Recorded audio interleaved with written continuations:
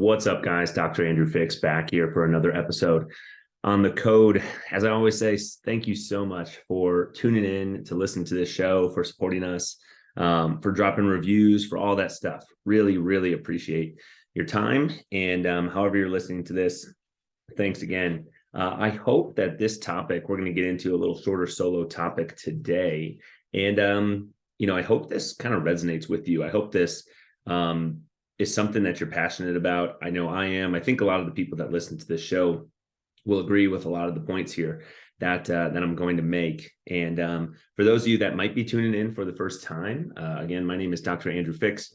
I'm a physical therapist with a practice here in the Denver area called Physio Room. And you probably heard that on the intro, but our focus at Physio Room is all about performance-minded, performance-based rehab. We like to do what we call help people reset, restore, and reload. We are not just trying to get you out of symptoms and pain. We're trying to address why that was there in the first place, and then ultimately get you back to or past the level that you were at before and prevent those things from coming back. So without any further ado, let's kick it off. We're going to talk on this episode about the body, the human body, and about how it is such a gift that we are blessed with. But along with that comes a great responsibility, right? And I think you can sort of see where I'm going with this just by the way we laid that out. But the reason that I'm bringing this up as of the recording of this, it's Monday, March 27th. And last Thursday, so just a half a week ago, I actually had a minimally invasive procedure done called 10X. That's TENEX. On my right Achilles. My right Achilles has been something that people that know me have known that I've been dealing with some issues there for a long time. And despite all of the education and training and whatnot that I have and the rehab that I have attempted to do to it or do for it, it has just quite not responded to the conservative management that we would expect. So, after years of battling this Achilles pain and dealing with something called tendinopathy, which is where you develop scar tissue within your tendon, and it causes weakening and damage. And I was having pain with, springy activities, running, jumping, things that I really love to do. You guys can see on prior episodes of this show, there's a lot of running that we talk about. I really enjoy running and working with runners, but it's been limiting me. I have hardly run in the last year and a half since the last half marathon that I did in August of 2021.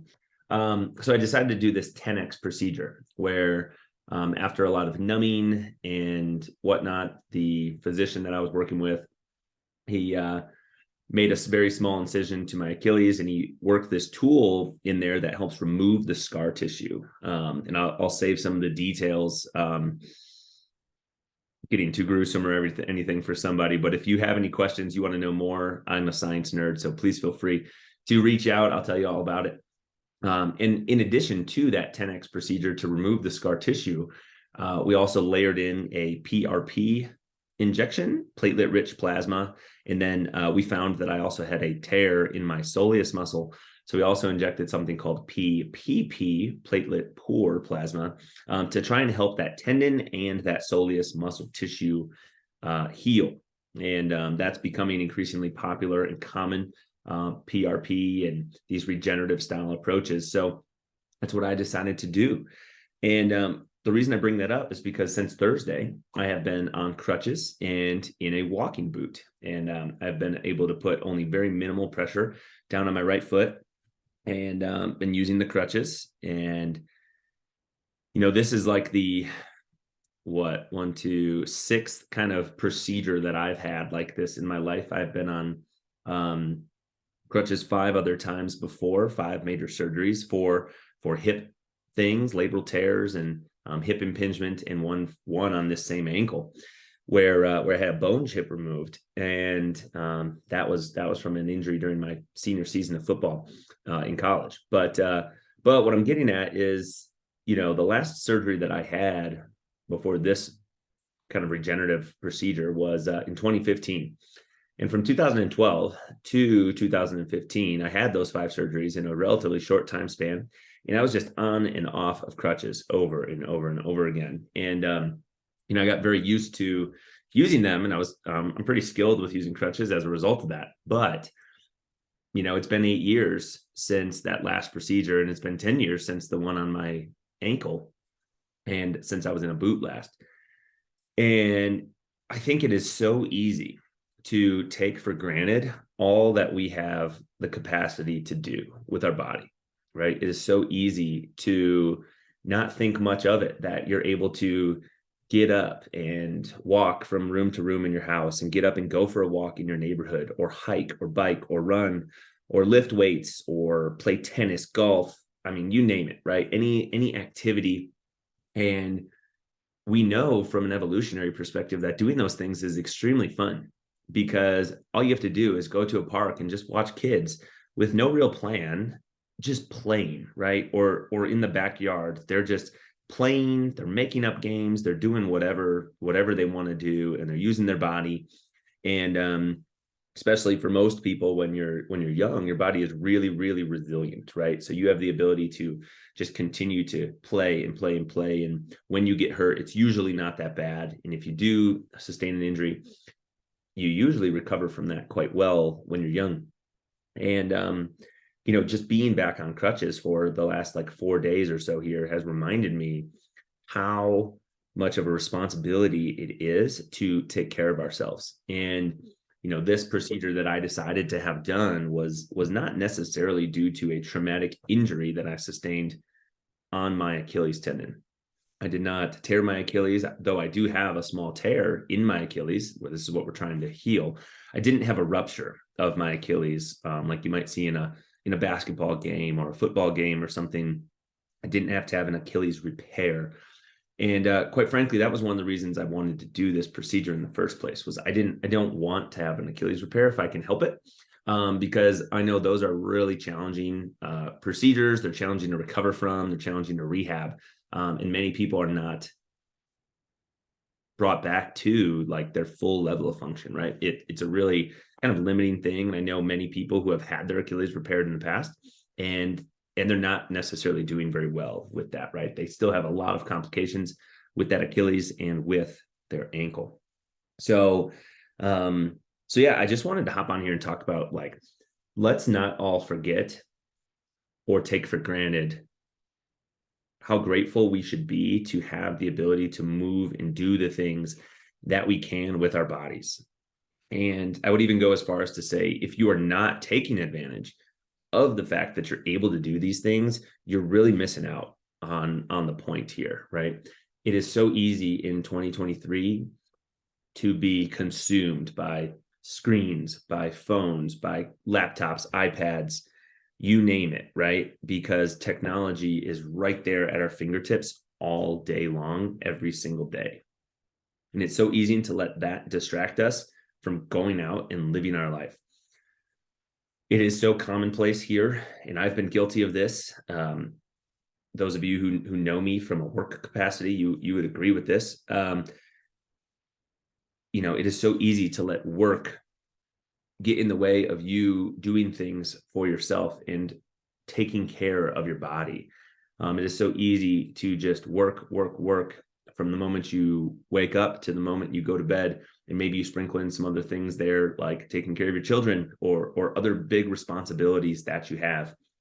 But one other responsibility that we all have and should really prioritize is the responsibility to take care of the one and only body that we were blessed with, right? However tall, short, large, small you are, it doesn't matter. It's the only one that you've got. And yeah, there are procedures where we orthopedically will replace joints, and more technology is becoming available. However, none of those procedures come close to mimicking or really truly replacing the effectiveness that our body has, right? Our joints are better than the replaced joints. The way our tendons and everything were born and built is better than having some sort of procedure to repair that tendon. Things never quite get back to the level that they were or could have been before, if only we just take care of ourselves. So another reason I bring that up is because not everybody, maybe not everybody listening to this, but definitely not everybody that or out there in the community and in the world has that same fortune that you might listening to this, or that I might, right? I've had 5 surgeries, but I've been blessed to be able to use my body and to move and to exercise and to play for the majority of my life. And I'm going to continue to do that. Right. But some people don't have that same opportunity. Some people are, diagnosed with conditions, say multiple sclerosis or some other like neuro type of condition, or maybe things like EDS, Ehlers-Danlos, right? A connective tissue disorder that increases the danger of injuring things if you do too aggressive activity. Or in the case of MS, this is one that hits really close to home for especially my wife and I. I have a family member that has MS, and it's continuing to progress. And then my who would have been my father-in-law, I never actually met him, but my wife's father passed away from MS, and she saw his activity level and his function, his ability to function, continue to steadily decrease throughout her childhood, right? And she always, used to think about like, wow, what her father used to be able to do. And then every couple of years, that activity level just kept going down and down and down until the point where, he was totally unable to do the things that she used to see him do. He was unable to do the things that he wanted to do, to be a parent to those kids. And, sometimes, you're dealt a hand that there's only so much you can do with. However, many of us are dealt a hand that is pretty damn good. If only we would just take care of ourselves, right? If only we would just take care of the body and prioritize it like we prioritize our other things in our life, like our work or like our car or our house or whatever. Some people take great pride in keeping their car in tip-top shape, keeping their car very clean, keeping their yard looking spick and span, right? But do we also take that great pride in making sure our body is functioning and looking optimal, right? Are you taking care of your skin? Are you taking care of your joint health? Are you eating well? All these things. And then, things can change in an instant, right? Things can change, I would say overnight, but not even overnight. Things can change in 1 second, right? Obviously, there are many people who get into car accidents. Some come out in a much better condition than others. Some don't make it through those car accidents, but sometimes people get seriously injured and their life changes forever based off of that car accident. We live in a place here in Colorado where it's very plausible that you might slip and fall on ice and you could injure something. You could break your wrist, you could hit your head and hurt your neck, have a concussion, whatever that might be. And then, of course, many people have suffered injuries, right? Whether that's sport related or whether that's something at work, however that might happen, your life can change in an instant. And you can't take for granted all the things that you're able to do now, because there is no guarantee that you're going to be able to do those things tomorrow or even later tonight, right? So, and then we have to also know exercise, particularly the resistance training, is one of, if not the strongest, link to longevity and being able to continue to move and use our body late into our life, later and later into our years, however long that we are fortunate to live.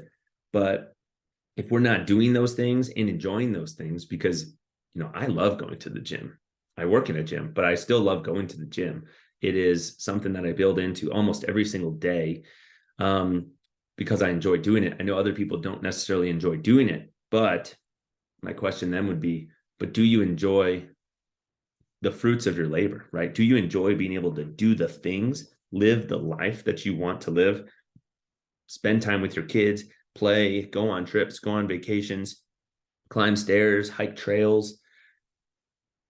Do you enjoy being able to get down on the floor and pick something up?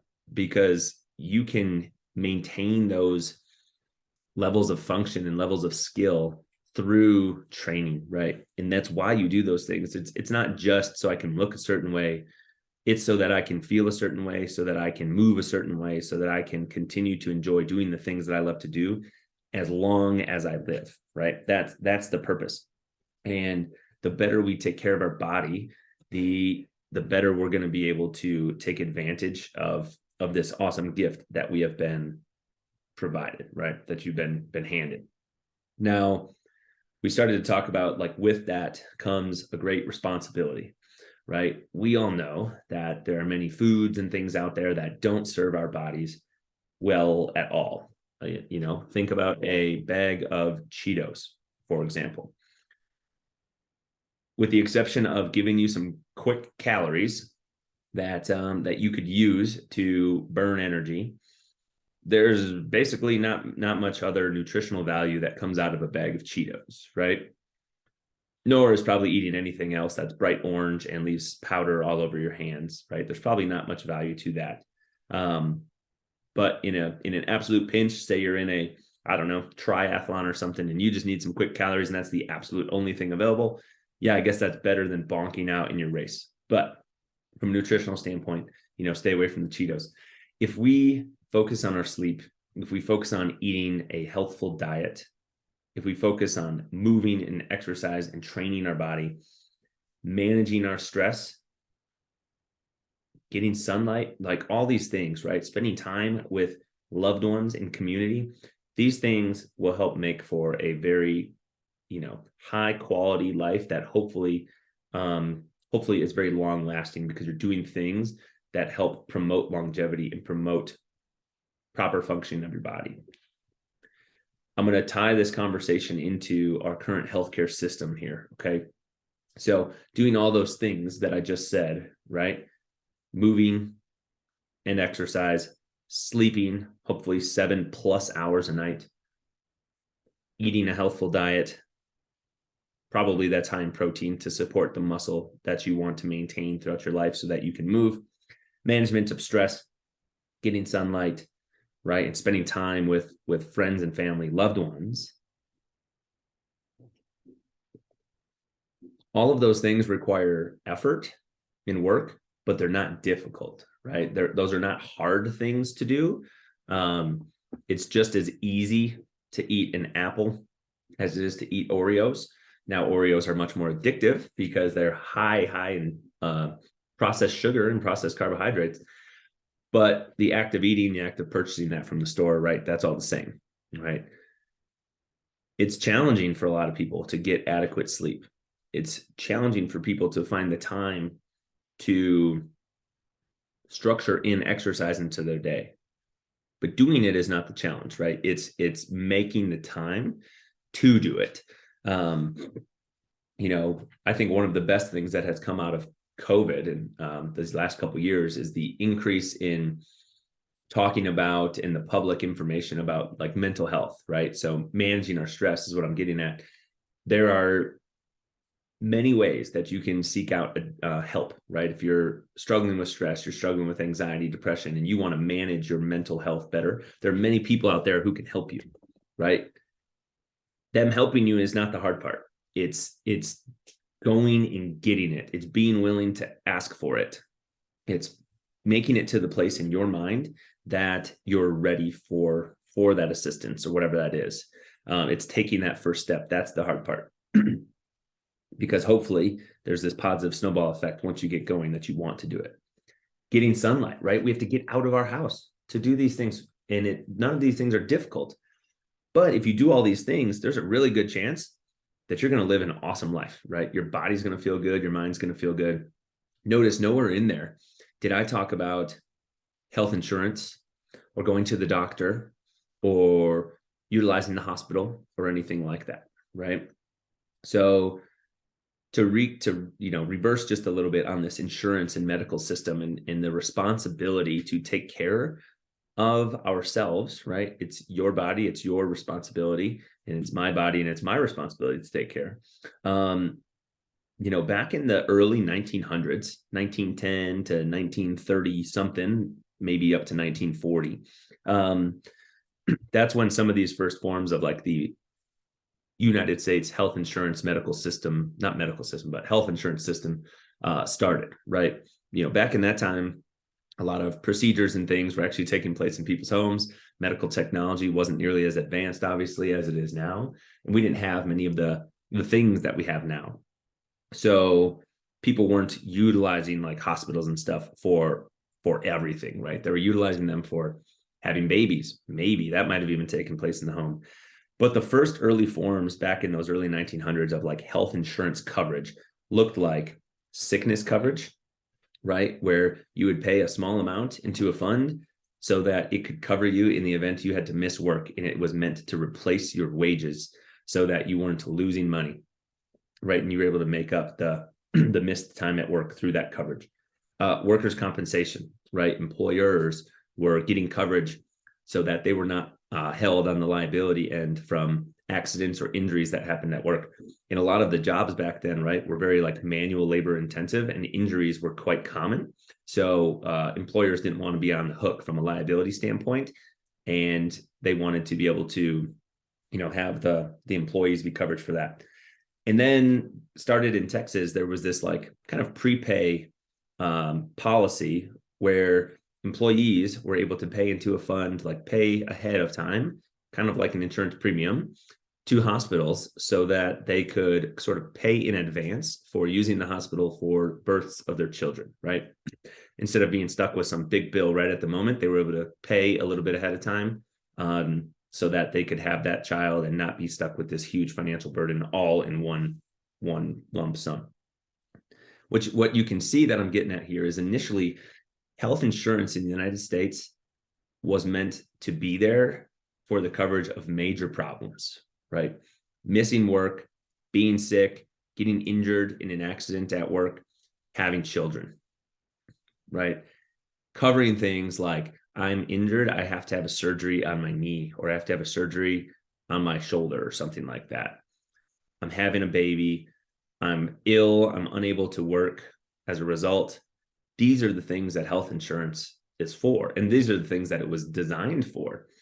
And then from that time to now, fast forward a whole multiple generations, a century, all this stuff, fast forward. Now, a lot of people look at health insurance as like, it's supposed to be for everything. It's supposed to cover every little thing, right? Well, that's just not the way health insurance was designed to be. And I think this change in our healthcare system, how we do want to use healthcare for everything, healthcare insurance for everything, has contributed to the rising costs of healthcare in the United States, the rising costs of every little procedure. I went back on the coronavirus piece. 2 years ago, I went to get a COVID test at an urgent care facility, and it cost me $300 for a 5-minute appointment that I just had my nose swabbed with a Q-tip. $300. Why does that cost $300? I don't understand. I spent 5 minutes in the office, and there were probably 10 other people that came in the same hour. Think about the cost of that, right? Q-tips and running this test doesn't cost $300. Why, with health insurance, is it costing that? So, think about your car insurance, right? Your car insurance is there to cover you in the event of an accident. It's there to cover the other person in the event of an accident. It's there to hopefully replace the costs associated with your vehicle in an accident or when something major happens. Your car insurance is not meant to change your oil, to pay for your new wiper blades, to pay for, just routine maintenance on your car, right? That's not what car insurance is for. Car insurance is for accidents and to ensure that you have a vehicle, hopefully, to drive if something unfortunate happens to it. That's really the same mindset that our health insurance was supposed to be for, right? Your health insurance is supposed to be there to cover accidents, to cover injuries, to help with the cost associated with having children, to cover sickness and time off of work, not to just take care of yourself, not for routine preventative management of your body. That is your responsibility, right? And I know I sound like I'm getting on a little rant here, but, I think when insurance companies in this country changed to being for-profit entities, that's when a lot of these things started to change, right? When the financial impact and burden of health insurance and medical costs started to change. And a lot of times now you look at people, if they're not associated with a large organization, they are really in a bind when it comes to healthcare costs because they pay a ton for their health coverage, and their health coverage doesn't pay a ton for their care, right? They have these high deductibles that they're still paying high premiums for. And if you are one of these people that is trying to take care of yourself, you often don't meet those things anyway. So any healthcare that you have, you're paying for out of your pocket. But in terms of like taking care of your body, routine healthcare, getting regular labs, like all this stuff, just to make sure that you are functioning optimally and you're taking care of yourself, that's not what health insurance was initially for, right? That's not what it was intended for. And I believe that is the way that it should be. I believe that we should shoulder the burden of taking care of our health and being healthy. And when you have one of those unfortunate situations happen where you are injured, you're sick, you're in a car accident, you are met with a diagnosis that is progressive in nature, like multiple sclerosis, something like that, that's what your health insurance is there for, to try and assist you in that process. But your health insurance can't make you eat better, make you get 8 hours of sleep a night, help you manage your stress, make you go to the gym or exercise in some capacity. Your health insurance can't do any of the things for you that truly make you healthy, right? So I just want to leave you guys with this. Like, every single day when you wake up, when you rest your head down at night, think about and be grateful for the gift that you were given with the body that you have, however that is, right?